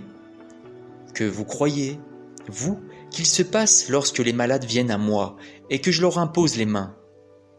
Croyez-vous que je pense à la maladie et me demande si la personne va guérir? Ai-je peur que le Père dorme ou soit si loin qu'il ne m'entende pas? Non, si telles étaient mes pensées incrédules, il n'y aurait aucune guérison. Lorsqu'une personne me demande de la guérir, je me réjouis immédiatement parce que je sais que la puissance du Père en moi est en moi, prêt à guérir, attendant que je le demande. Je rends grâce parce que je sais que la volonté du Père est la santé et non la maladie. Ainsi, je prie pour que la volonté du Père s'accomplisse dans le malade. J'élimine du corps du malade la croyance en sa maladie et j'ai la certitude que la santé, qui est la volonté du Père, s'écoule dans son système. Alors l'apparence, je dis bien l'apparence, de la maladie se transforme en la réalité de la santé Père et le corps récupère sa parfaite santé.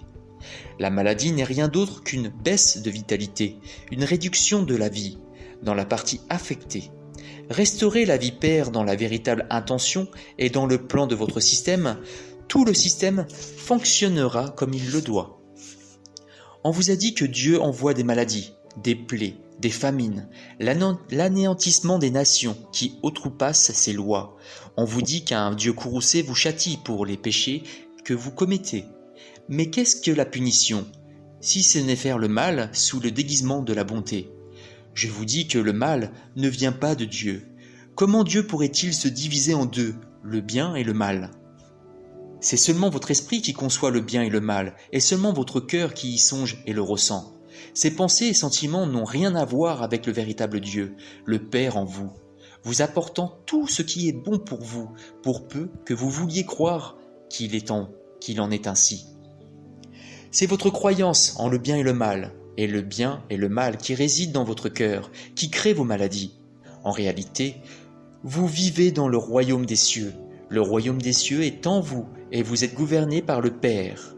Mais parce que vous croyez aux punitions de Dieu, parce que vous croyez uniquement au salut par le par les sacrifices dans les temples, parce que vous vous croyez héritier de la maladie, de la pauvreté et de la misère, vous créez à votre esprit les choses mêmes que vous redoutez.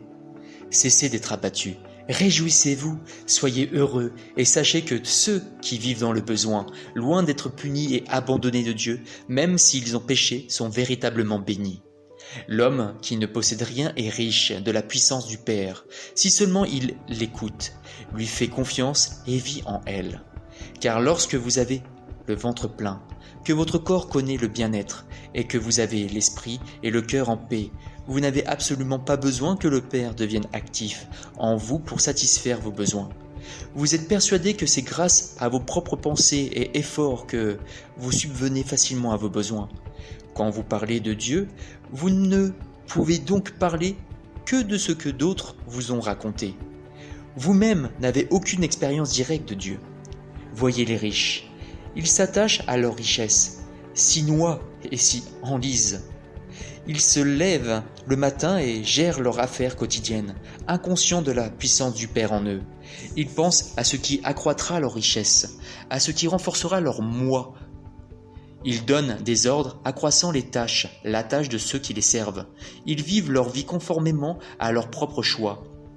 Ainsi, parce qu'ils puisent leur vie limitée dans leur seule pensée humaine limitée, émanant de leur esprit et leur cœur physique, ils tombent malades et vivent autant de misère que l'homme pauvre. Ils ne réalisent pas, ne vivre que partiellement parce qu'ils ne sont pas en contact avec la source de la vie, le Père en eux. Ils ne voient jamais que la plus grande part du bien qui leur est arrivé provient non de leur création, mais de l'œuvre d'amour du Père cachée en eux. Les dirigeants spirituels aiment leur confort et leur position d'autorité.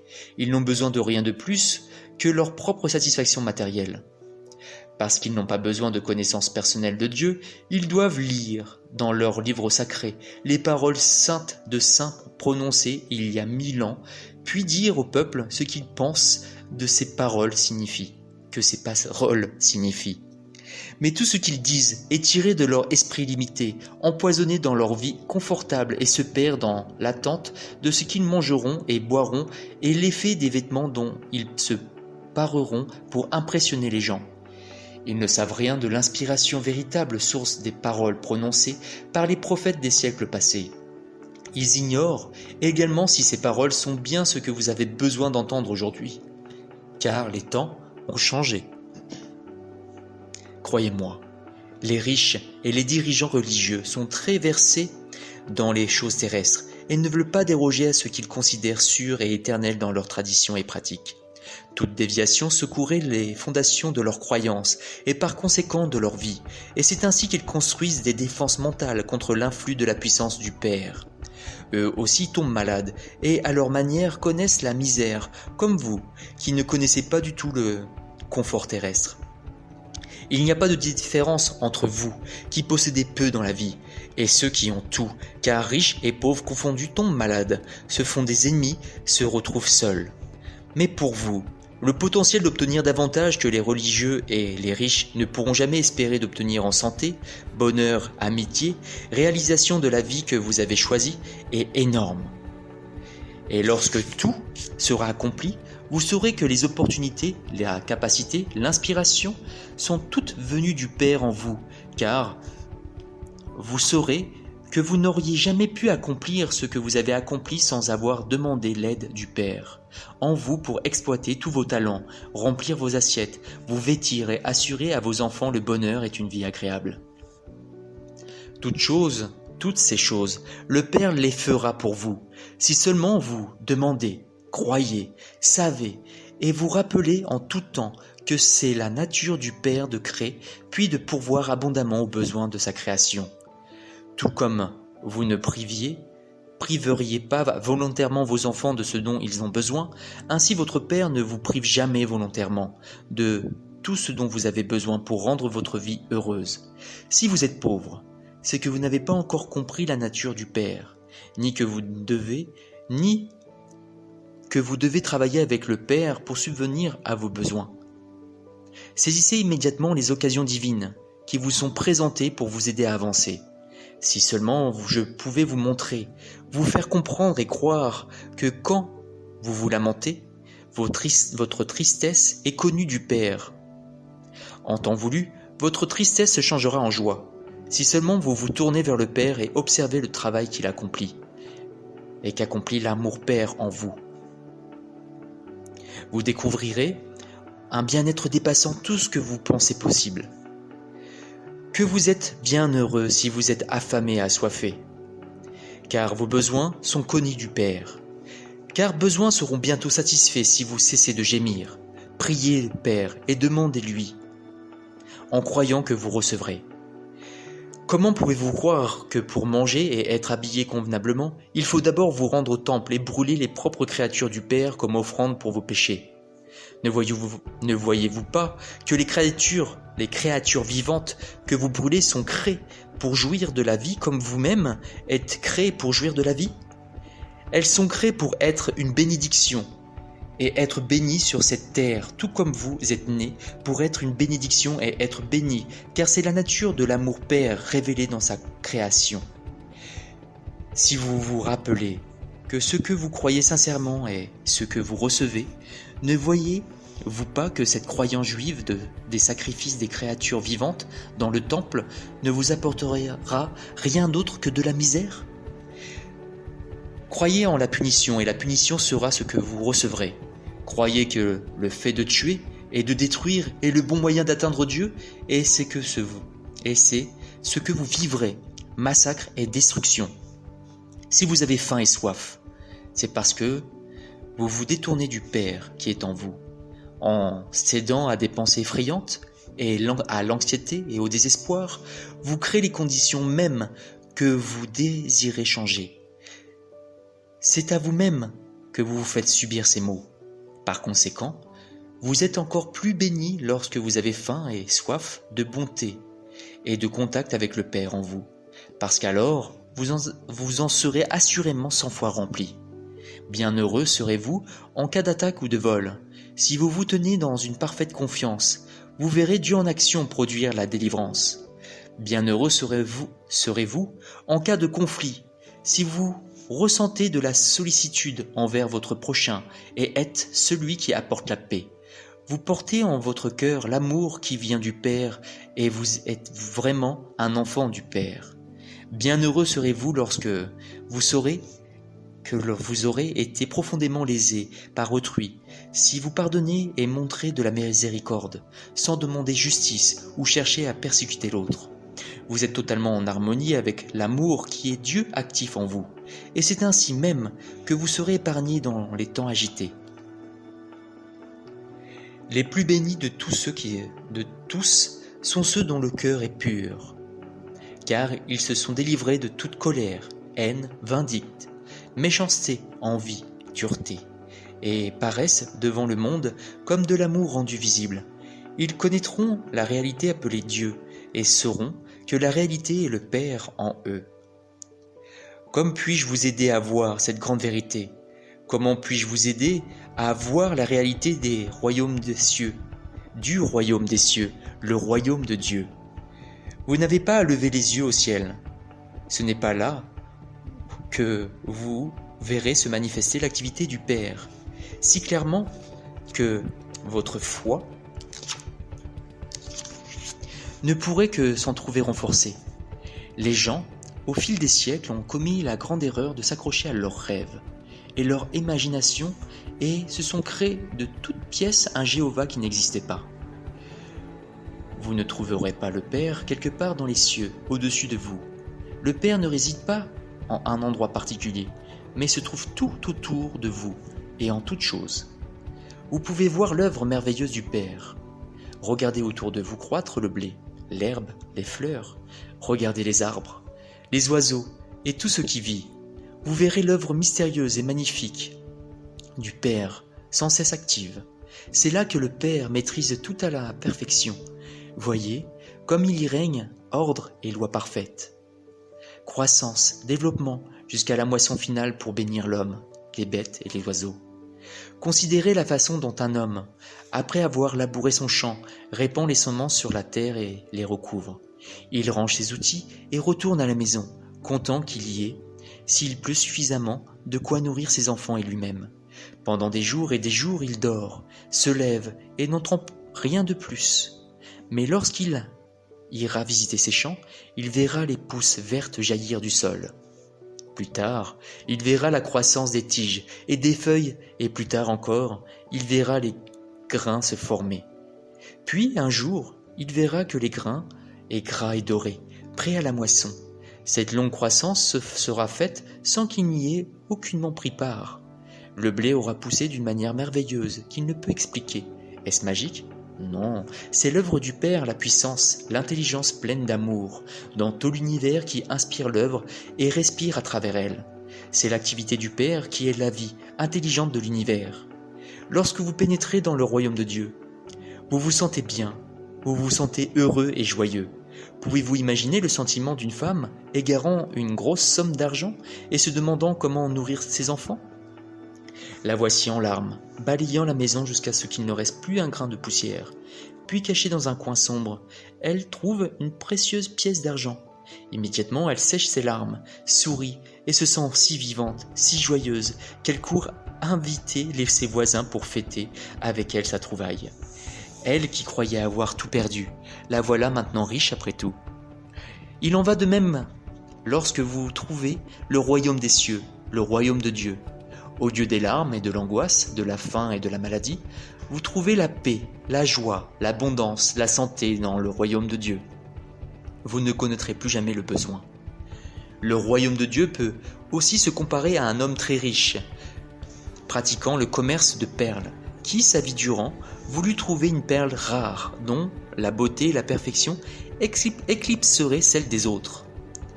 Elle susciterait l'envie de tous ses confrères négociants. Un jour, il trouva cette perle, belle et au-delà de tout ce qu'on pouvait imaginer, la plus parfaite de toutes. Il vendit tout ce qu'il possédait, renonça à la totalité de ses biens pour acheter cette perle, et fut heureux au-delà de ce qu'il avait jamais rêvé. Qu'est-ce que cela signifie ? Cela signifie que tout ce qu'il avait autrefois apprécié dans la vie, une maison richement meublée de biens, des biens et d'un certain mode de vie, une nourriture abondante, il avait renoncé avec joie pour posséder le trésor sans prix, la connaissance, le menant au royaume de Dieu, où le bonheur est un état d'esprit que le monde extérieur, avec tous ses soucis et tracas, ne peut troubler. Le royaume de Dieu est en vous. Vous entrez dans le royaume de Dieu lorsque vous réalisez pleinement que le Père est en tout temps actif en vous. C'est un état d'esprit, de perception et de compréhension que la réalité qui réside derrière et en toute chose visible est le Père. Qu'elle est belle, parfaite, et que toute chose contraire à la beauté, à l'harmonie, à la santé, à l'abondance sont les créations de la pensée erronée de l'homme. Comme je suis attristé de vous voir souffrir, mais vous cesserez de souffrir si vous écoutez mes paroles.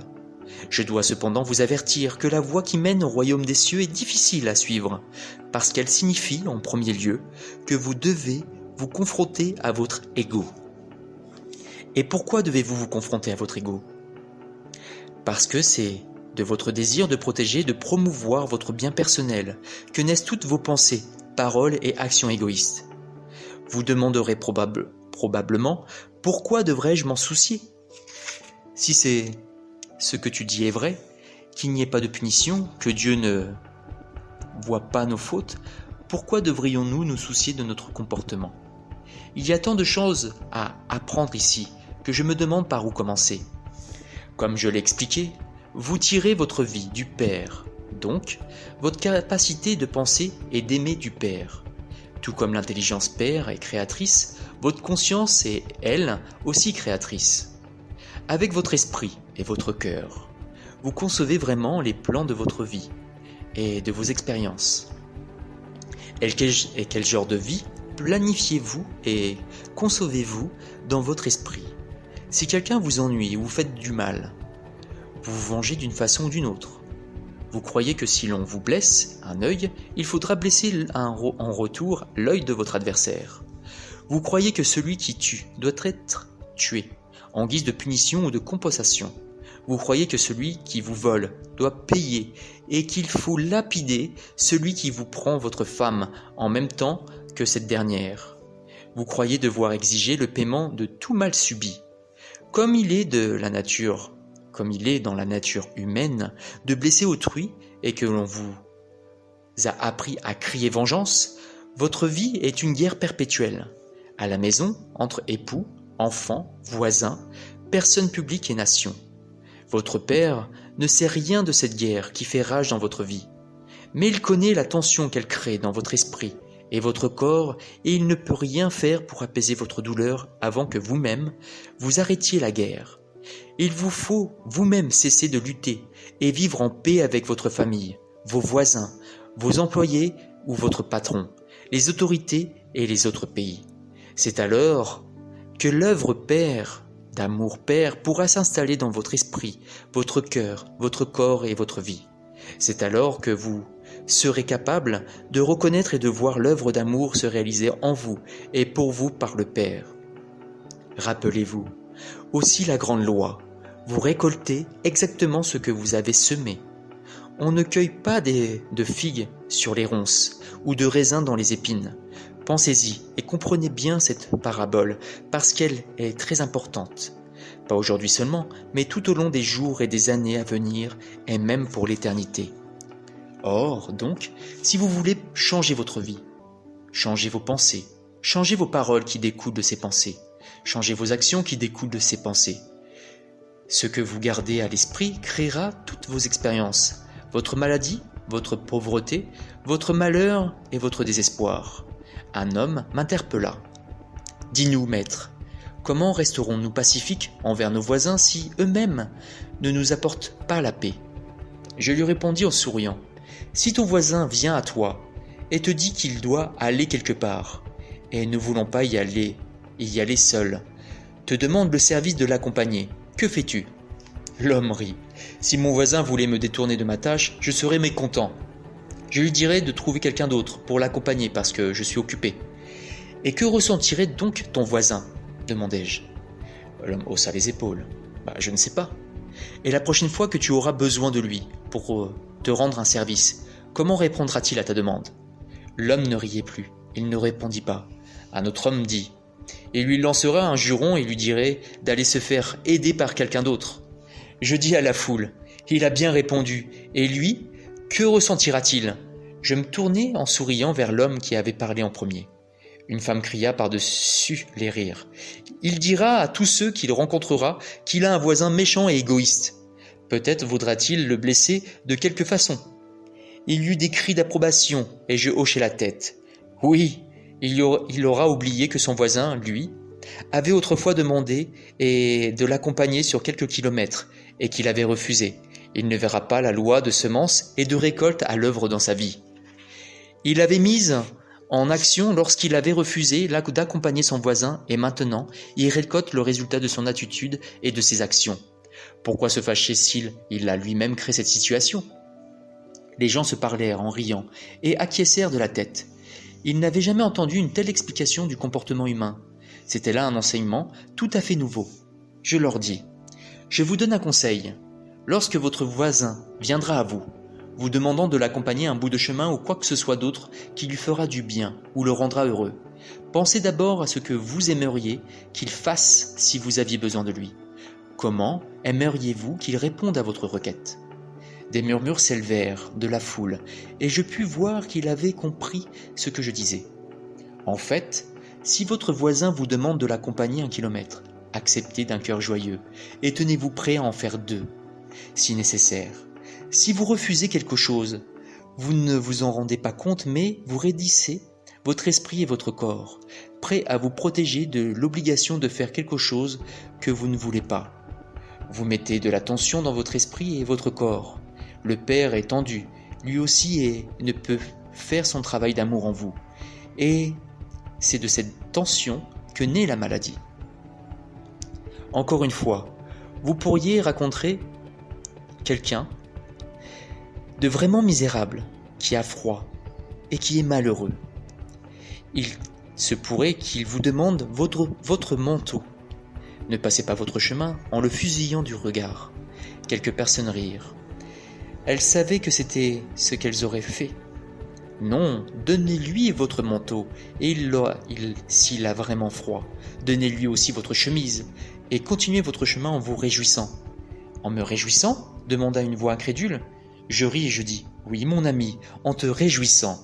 Tout d'abord parce que tu avais un manteau et une chemise à donner, et ensuite parce que tu réalises que maintenant que tu as toi-même besoin d'un manteau et d'une chemise, ton père, en toi, va rapidement te retourner le manteau et la chemise d'une façon surprenante. Cependant, si tu donnes le manteau et une chemise, et continues à marcher en grommelant tout bas, pourquoi je fais cela ? Je suis fou, Maintenant, c'est moi qui vais avoir froid à sa place. Les gens vont se moquer de moi parce que j'ai donné mon manteau, ma chemise et que je n'ai plus rien. Et que va dire ma femme quand je rentrerai à la maison ? Les gens approuvaient et riaient à l'idée de voir un homme donner son manteau et sa chemise avant de se demander quelle bêtise il avait faite. Je savais que très souvent, ils se privaient pour aider les autres, mais regrettaient ensuite leur élan de générosité. J'attendis un moment, puis élevai la voix pour attirer leur attention, toute leur attention. Mais ne vous ai-je pas dit que vous récoltez ce que vous semez ? Ne vous ai-je pas dit clairement que vos pensées, vos paroles, vos actions créent votre vie future ? Alors, que voulez-vous semer pour récolter après que vous ayez donné votre manteau et votre chemise à cet étranger ? Voulez-vous que votre cadeau vous revienne ? Ou voulez-vous rester sans manteau et sans chemise pour longtemps, très longtemps, parce que c'est ce qui vous arrivera si vous continuez votre chemin en colère, fâché d'avoir donné votre manteau et votre chemise. Vos paroles et acceptations et actions vont sceller, rendre dur comme du roc la pauvreté que vous vous êtes vous-même apportée en donnant manteau et chemise. Les gens ne souriaient plus, ni ne riaient. Ils restaient immobiles et écoutaient attentivement. Rappelez-vous, d'abord, faites à autrui ce que vous aimeriez que l'on vous fasse. Votre esprit et votre cœur ne seront alors contents et en paix, et le Père pourra accomplir son travail d'amour dans votre corps, votre esprit et votre cœur. Donnez, donnez abondamment et réjouissez-vous d'avoir des choses à donner à ceux qui sont dans le besoin, parce qu'en donnant ainsi, vos bienfaits vous seront retournés, de façon à combler vos plus grands besoins. Donnez avec un cœur heureux, donnez avec la foi et la connaissance que là où il y a besoin dans votre vie, le Père fera son travail d'amour, abondamment en vous et pour vous. Ne faites rien d'un cœur lourd, parce que un cœur lourd est ce que vous continuerez à avoir. Donnez tout, l'esprit joyeux, afin que tout dans votre vie ne puisse vous apporter que joie et compréhension spirituelle. Un homme commenta, c'est contre la nature de l'homme. Il est naturel de craindre le futur. Les habits sont chers, la nourriture difficile à trouver. La vie est une lutte perpétuelle. Je répondis à haute voix, parce qu'il disait ce que je savais que la plupart de mes auditeurs pensaient. Mais tu ne sais pas avec certitude que tu vas devoir lutter pour vivre demain. Tu ne sais pas si demain, tu n'auras pas un travail splendide ou toute autre chose merveilleuse qui viendra à toi. Tu ne sais pas cela, mais ce qui est tout à fait certain, ce que tu agis en sorte de ne pas te voir offrir un travail extraordinaire ou quelque autre occasion merveilleuse dans ta vie, parce que tu crées maintenant les circonstances de tes lendemains. Il se fâcha. Moi, comment cela ? Est-ce que je ne viens pas de te le dire ? Je me tournai vers ceux qui riaient. Dites-moi, comment cet homme, là devant vous, en tunique rouge, créera-t-il ses lendemains ? La foule resta silencieuse, mais un tout jeune homme, Marc, me cria. Je sais. Il l'a dit, qu'il devait lutter pour acheter de la nourriture et des habits. Tu nous as dit que c'est ce que nous pensons et disons que nous recevons. Exactement, dis-je. Tu es un garçon très intelligent, tu as compris. Veille à ne pas te créer les choses que tu ne veux pas. Et je serai heureux que tu deviennes mon disciple quand tu seras plus âgé et que tes parents te laisseront partir. Quelques personnes rirent, mais d'autres restèrent silencieuses. Je voyais qu'elles ne croyaient pas un mot de ce que je disais. Vous n'entrerez jamais dans le royaume des cieux en étant anxieux. Si votre vie est difficile aujourd'hui, pourquoi le déplorer? Vous sentiriez-vous mieux en continuant à vous plaindre? Vos larmes éclaireront-elles votre journée? Et si vous vous inquiétez à propos de lendemain, à propos de demain, vous vous créez des lendemains sombres et lourds avant même d'y arriver. Pourquoi le faire? Quel bien cela va-t-il vous faire? L'anxiété vous a-t-elle jamais apporté quoi que ce soit? Vous pourriez aussi bien essayer de grandir en vous inquiétant d'être trop petit. Non, ne vous attardez pas sur ce que vous n'avez pas. Pensez aux choses qui peuvent être les vôtres.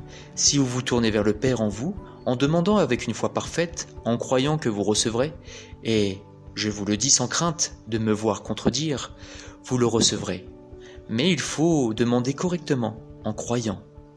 Vous ne recevrez rien si vous demandez et doutez en même temps d'avoir été entendu, ou que le Père aura envie de vous donner ce que vous désirez. Ça, c'est la manière humaine de donner, mais pas celle du Père, qui donne abondamment et répond à vos besoins. Le Père déverse constamment ses dons sur vous, des dons de nourriture abondante, d'habits, de logis, d'amis, à condition que vous-même, vous ayez le cœur et l'esprit purs, et à condition que vous comptiez à chaque instant sur le soutien du Père. Si vous priez et ne recevez pas, ne croyez pas un seul instant que c'est parce que le Père n'existe pas ou qu'il ne vous écoute pas. Il faut plutôt vous demander ce qui en vous, empêche le travail d'amour Père de s'accomplir en vous et pour vous. Si vous vous rendez à l'autel pour prier et faire une offrande, et que sur votre chemin vous vous rappelez vous êtes querellé avec quelqu'un, revenez sur vos pas, voyez cette personne et faites la paix avec elle. Alors, quand vous approcherez le Père en prière, vous aurez un esprit et un cœur pur. Vous serez entendu par le Père, et le Père pourra vous répondre en vous donnant tout ce dont vous avez besoin, dans la paix et la tranquillité de votre être. Si vous ne croyez toujours pas que le Père se soucie de sa création, regardez autour de vous, les fleurs rayonnantes dans les champs, comme elles sont belles.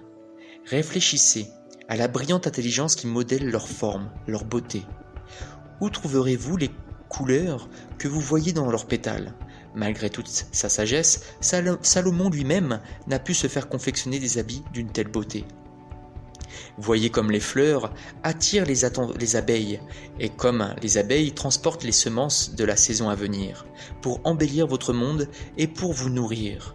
Pourquoi ne pouvez-vous croire et faire confiance au Père quand le monde qui vous entoure est conçu, planifié et entretenu d'une façon si merveilleuse? Retenez ceci, les plantes et les arbres, au contraire des gens humains, du genre humain, ne peuvent se plaindre de leur sort, ni penser qu'ils sont affamés et nus, de sorte qu'ils ne défont pas l'œuvre que le Père accomplit en eux. Ce sont vos plaintes incessantes, vos jérémiades sur ce qui vous manque, vos agressions réciproques, vos appétits de vengeance, vos critiques et votre médisance qui font que vous manquez de tout et vous rendent malade jour après jour. Je vous dis toutes ces choses pour vous préparer, vous qui êtes malade, à la guérison. Vous ne pouvez être guéri à moins que vous ne croyiez de tout votre cœur que la guérison aura lieu. Rappelez-vous que les maladies du corps viennent d'une maladie de l'esprit, tels votre mauvais caractère, vos ressentiments, vos colères et vos haines.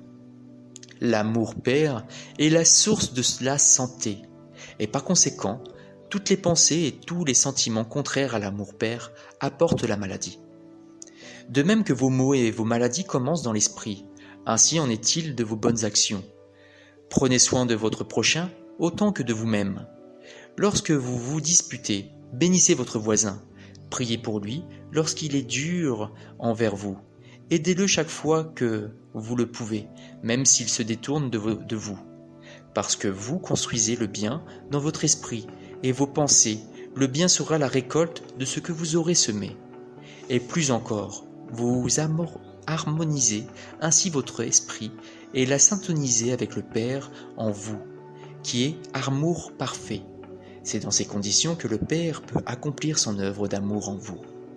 Lorsque j'eus fini de parler, les gens m'apportèrent leurs malades, et en fonction de leur foi, ils furent guéris.